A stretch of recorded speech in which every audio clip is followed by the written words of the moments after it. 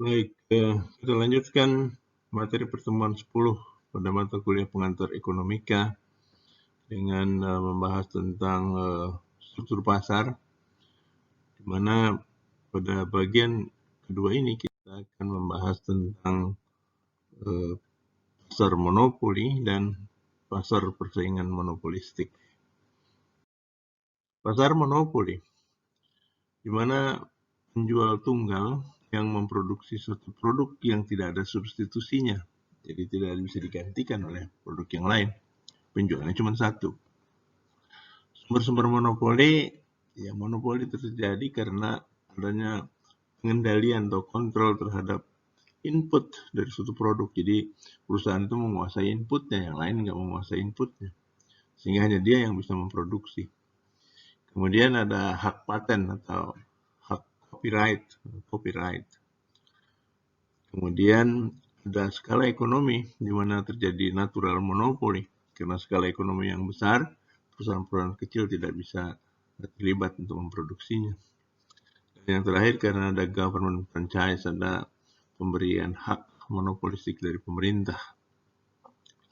Kita lihat bahwa dalam jangka pendek ya, perusahaan itu akan menerima keuntungan normal di atas normal, di mana harga itu lebih tinggi dari biaya rata-rata yang minimal.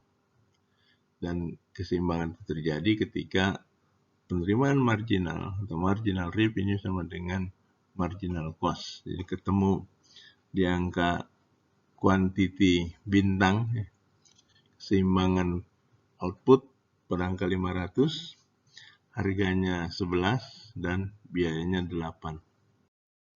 Jadi pada keseimbangan jangka pendek, kurva permintaan perusahaan itu sama dengan kurva permintaan pasar, karena dia perusahaan monopolistik, cuma ada dia sendiri di dalam pasar.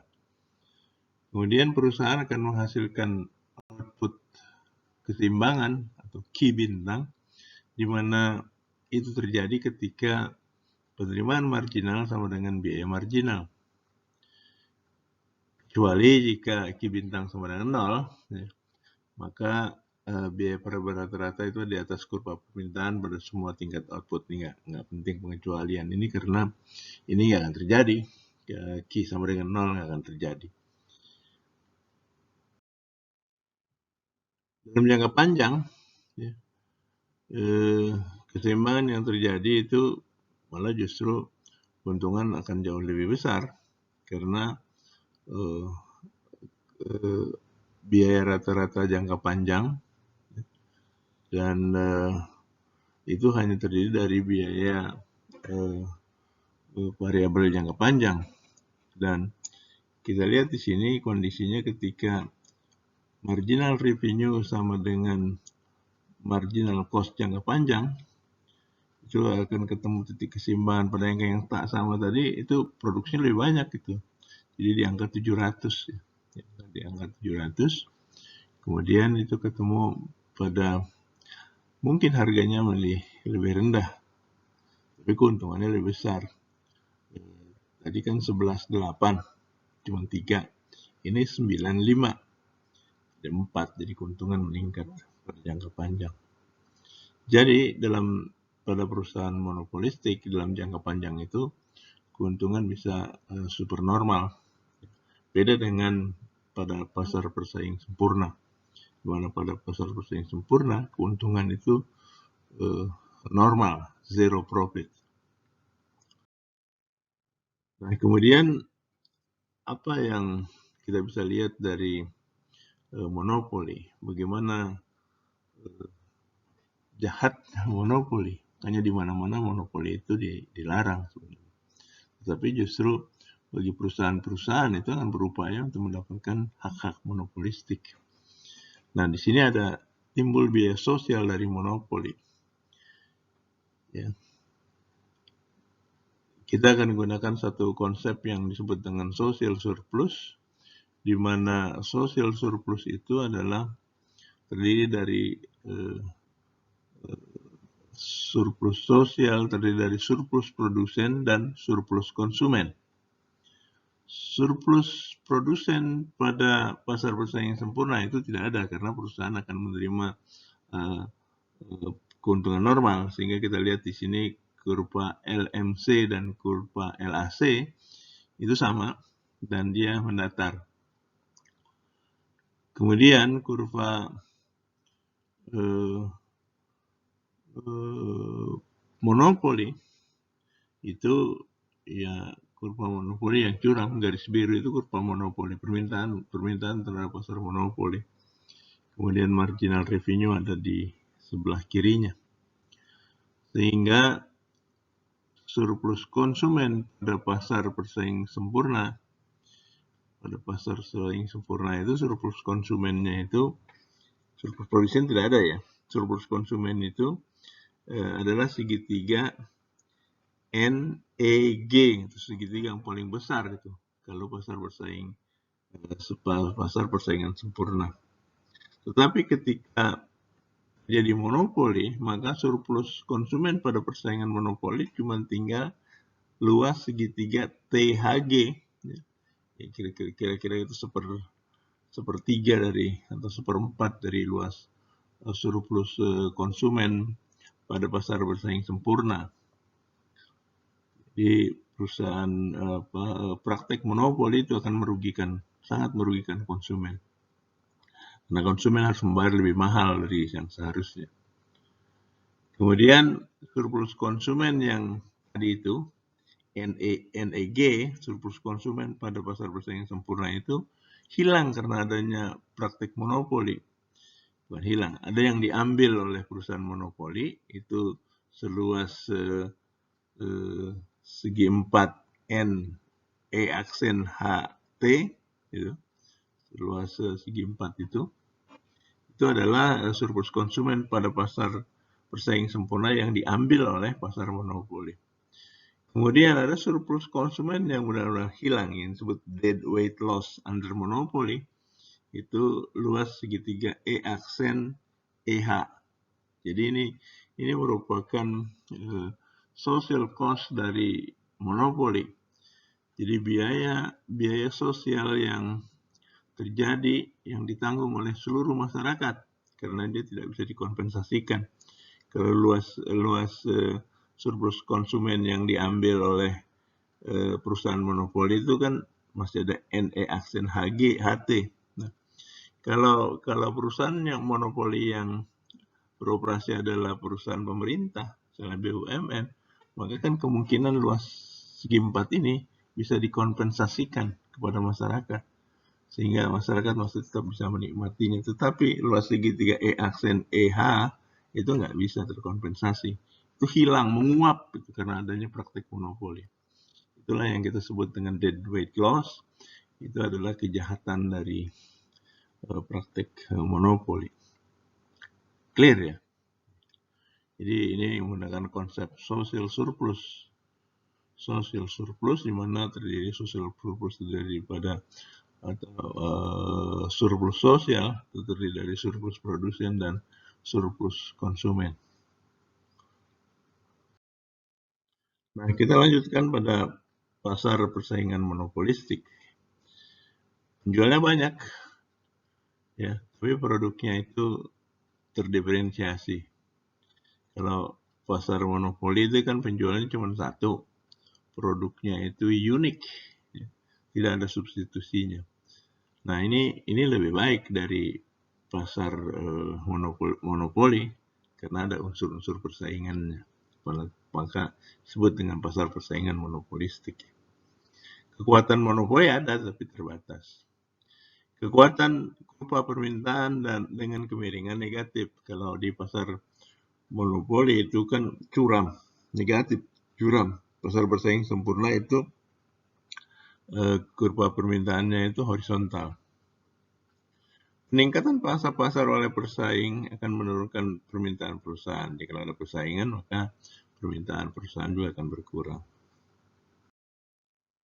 Ciri pasar persaingan monopolistik. Terdapat banyak produsen atau penjual. Pasar ini memang memiliki banyak produsen, tetapi pasar ini tidak memiliki produsen sebanyak pasar pesaing sempurna, dan tidak ada satupun produsen yang memiliki skala produksi yang lebih besar dari produsen lainnya. Adanya diferensiasi produk, pasar ini menjual produk yang cenderung sama, tetapi memiliki banyak perbedaan khususnya dengan produk lain, misalnya dari cara pengemasan, bentuk, dan sebagainya. Produsen dapat mempengaruhi harga. Di pasar ini, di mana harga terbentuk berdasarkan mekanisme pasar, oleh sebab itu pasar monopolistik, persaingan monopolistik dapat mempengaruhi harga meskipun tidak sebesar pada pasar oligopoli maupun pasar monopoli. Produsen dapat keluar masuk pasar, hal ini dipengaruhi oleh laba ekonomis. Ketika produsen hanya sedikit di pasar, maka laba ekonomisnya akan tinggi. Saat produsen makin banyak, otomatis laba ekonomis akan semakin kecil. Ketika pasar semakin menjadi tidak menarik dan produsen dapat meninggalkan pasar. Promosi penjualan harus aktif, di mana di pasar ini harga bukanlah merupakan pendongkrak jumlah pembeli atau konsumen, melainkan kemampuan produsen atau perusahaan untuk menciptakan citra yang baik di mata para konsumen, sehingga dapat menimbulkan fanatisme terhadap produk. Iklan atau promosi memiliki peran yang sangat penting dalam meraih dan mempertahankan jumlah konsumen. Pasar persaingan monopolistik, di mana keseimbangan dalam jangka pendek, yang kita lihat kurva permintaan pasar itu lebih landai dibandingkan kurva pada pasar monopoli, tapi lebih curam dibandingkan dengan pasar persaingan sempurna. Di mana dalam jangka pendek perusahaan mungkin akan menerima keuntungan di atas normal. Kita lihat di sini misalnya pada saat marginal revenue sama dengan marginal cost, kuantitinya 6, harga pada saat itu 9, dan biaya produksi rata-rata produksinya 7, sehingga masih ada terima keuntungan. Dalam jangka panjang, ya, itu hanya membedakan dalam jangka panjang, bahwa dalam jangka panjang itu long run average cost, yang ada long run average cost, dan kalau kita lihat di sini keseimbangan yang terjadi, keseimbangan kuantiti yang terjadi pada double accent itu adalah 7, tadi kan 6, ini 7 lebih banyak jumlah, tapi keuntungannya lebih sedikit per unitnya. Harga 6, jumlah biaya rata-rata itu 5. Pengaturan pasar persaingan monopolistik. Daya monopoli relatif kecil menyebabkan kesejahteraan yang hilang itu juga relatif kecil dibandingkan dengan pasar monopoli. Permintaan yang sangat elastis menyebabkan kelebihan kapasitas produksi relatif kecil. Dan ketidakefisienan yang dihasilkan perusahaan yang beroperasi pada pasar persaingan monopolistik. Kelebihan pasar persaingan monopolistik. Banyak pilihan bagi pembeli atau konsumen untuk memilih barang yang sesuai dengan keinginan dan spesifikasi yang sesuai dengan yang diharapkan. Kebebasan keluar masuk untuk produsen mendorong produsen untuk selalu melakukan inovasi yang baru dalam menghasilkan produknya. Diferensiasi produk mendorong para konsumen untuk selektif dalam menentukan produk yang akan dibelinya, serta dapat membuat para konsumen loyal terhadap produk yang dipilihnya. Pasar ini sering dijumpai dikarenakan menyediakan produk-produk yang sesuai dengan selera konsumen. Kekurangan pasar persaingan monopolistik. Yang pertama, memiliki daya saing yang tinggi sehingga perusahaan harus mampu memberikan ciri khas atau perbedaan produknya dengan produk dari perusahaan lain. Yang kedua, membutuhkan modal yang besar karena memiliki daya ekonomis yang tinggi. Dan yang ketiga, biaya produksi relatif tinggi dikarenakan terdapat biaya tambahan untuk penelitian dan pengembangan dalam berinovasi. Demikian pembahasan kita tentang struktur pasar.